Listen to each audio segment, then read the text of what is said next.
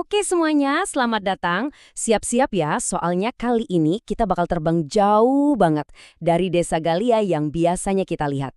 Kita bakal ikutin salah satu petualangan Asterix yang paling eksotis loh, ke negeri-negeri timur yang penuh sihir dan keajaiban. Nah, tapi sebelum kita mulai, ada satu pertanyaan penting yang jadi inti dari cerita ini.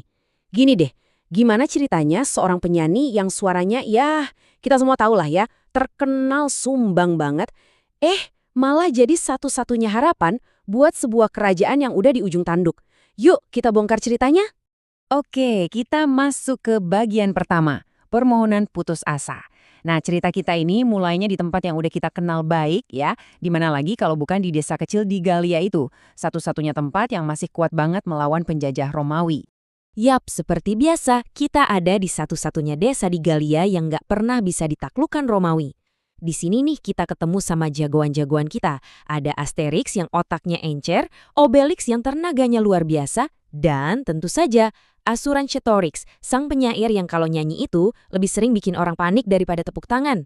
Biasanya sih suaranya itu jadi sumber masalah, tapi kali ini takdir punya rencana lain buat dia. Lagi tenang-tenang, tiba-tiba ketenangan itu buyar gara-gara ada tamu yang datangnya nggak biasa banget.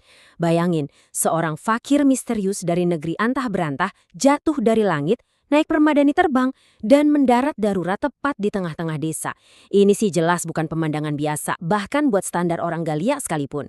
Ternyata, fakir ini, namanya What's His Name, lagi bawa misi yang genting banget.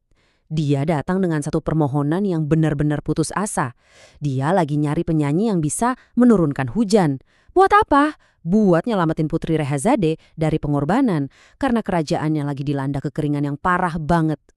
Dan ini tekanannya bukan main-main loh. Menurut ramalan, kalau hujan gak turun dalam waktu 1001 jam, sang putri bahkan dieksekusi sama wazir agung yang jahat, namanya Kiwo Atma. Wah, waktunya jalan terus nih, dan satu kerajaan lagi harap-harap cemas. Awalnya, orang-orang Galia ya, skeptis gitu, mana percaya. Tapi, buat ngebuktiin, Asurancetorix cuma perlu nyanyi satu nada doang. Dan, wush, hujan langsung turun deras banget. Satu-satunya masalah, hujannya turun di dalam pondok kepala suku. Tapi ya, itu udah lebih dari cukup buat jadi bukti. Jelas, Asurancetorix ini orang yang mereka cari. Oke, kita lanjut ke bagian 2, permadani ajaib mengudara. Nah, misinya udah jelas, jadi petualangan epik ke timur yang jauh pun dimulai. Jadi, dengan setengah hati, Asurancetorix, yang biasanya kalau ada pesta itu diikat dan mulutnya disumpel, sekarang malah jadi penumpang VIP. Hebat kan?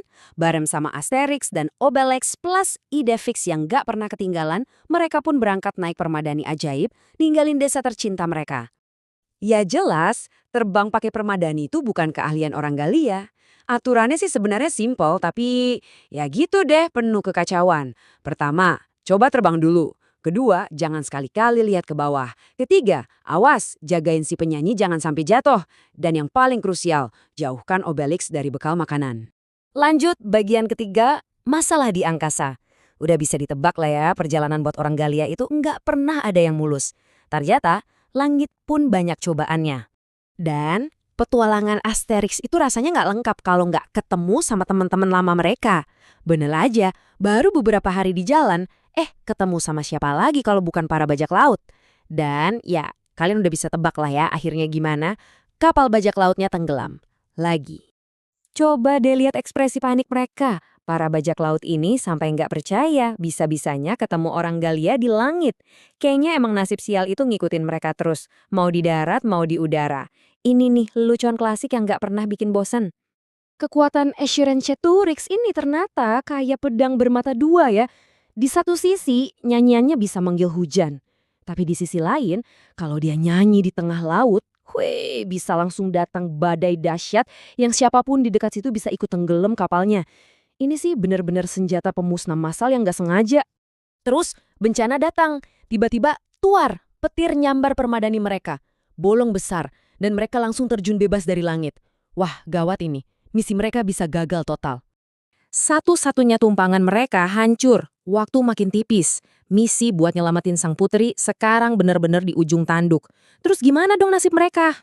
Dan kita sampai di bagian keempat, berpacu menurunkan hujan. Ini dia, babak terakhir yang super tegang. Untungnya, Dewi Fortuna masih berpihak sama mereka. Setelah pendaratan darurat yang kacau itu, mereka ketemu sama seorang pedagang permadani dari Persia yang ajaibnya tahu cara benerin permadani terbang.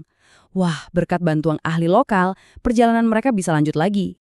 Dan mereka nyampe di India, tepat pada waktunya. Detik-detik terakhir banget.